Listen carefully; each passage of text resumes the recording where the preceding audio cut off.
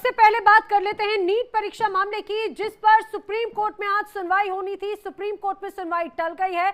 अब इस पूरे मामले की अगली सुनवाई 18 जुलाई को होगी। मामले में सीबीआई ने अब जांच रिपोर्ट सौंप दी है। बताया जा रहा है कि सील बंद लिफाफे में ये रिपोर्ट पेश की गई है। सीजेआई डीवाई चंद्रचूड़, जस्टिस जेबी पारदीवाला, जस्टिस मनोज मिश्रा की बेंच इस मामले पर सुनवाई कर रही है। और आपको ये भी बताते चले, इस पूरे मामले की अब अगली सुनवाई जो है वो 18 जुलाई को होगी। बताया जा रहा है कि सील बंद लिफाफे में सीबीआई ने जो अपनी रिपोर्ट पेश की है उसमें कई महत्वपूर्ण बातें हैं। और इस पूरे मामले पर हालांकि ये जरूर कहा जा रहा है कि जो पूरा मामला है वो पूरे मामले की जांच निष्पक्ष तरीके से की जाएगी। पेपर लीक जिस तरह से हुआ उसको लेकर बिहार से जो तमाम बातें सामने आ रही थी, बिहार कनेक्शन सामने आ रहा था, हर पहलू पर गहन जांच की जा रही है। एक सील बंद लिफाफे में ये जो रिपोर्ट है वो सीबीआई ने कोर्ट में पेश की है। इस पूरे मामले पर सुप्रीम कोर्ट के वकील का क्या कहना है, सुनिए। आज लंच के बाद में जो बेंच थी वो अवेलेबल नहीं थी, तो कोर्ट ने इसको कल के लिए प्रपोज करा।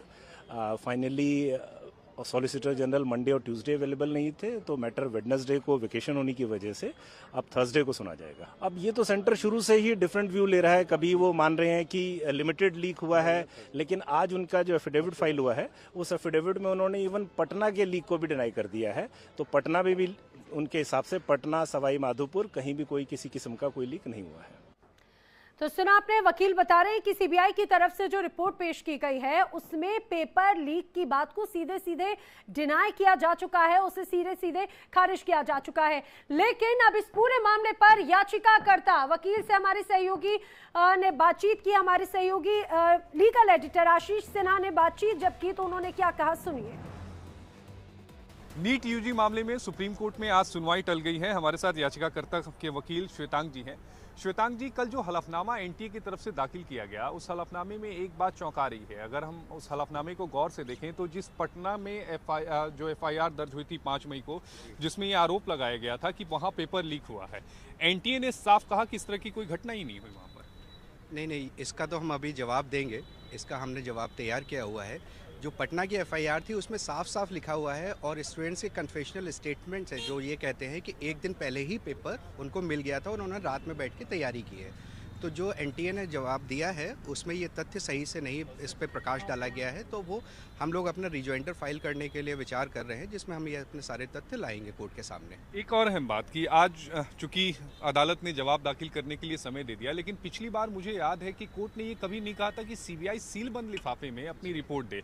ये बात मुझे हैरान भी कर रही है कि सील बंद लिफाफे में क्यों दिया। कोर्ट का भी यही विचार था। लास्ट टाइम ये इशू उठा था कोर्ट के सामने, तो कोर्ट ने कहा कि भाई पब्लिक को भी कॉन्फिडेंस होना चाहिए सीबीआई के ऊपर, तो आप इनको सबमिट कर दीजिए। बट आज हमने ये बात कोर्ट जब वो लोग जजेस हमारे उठ रहे थे तो उठते समय भी हमने ये बोला कि सीबीआई ने अपना रिप्लाई फाइल नहीं किया है या हमको कॉपी सर्व नहीं की है।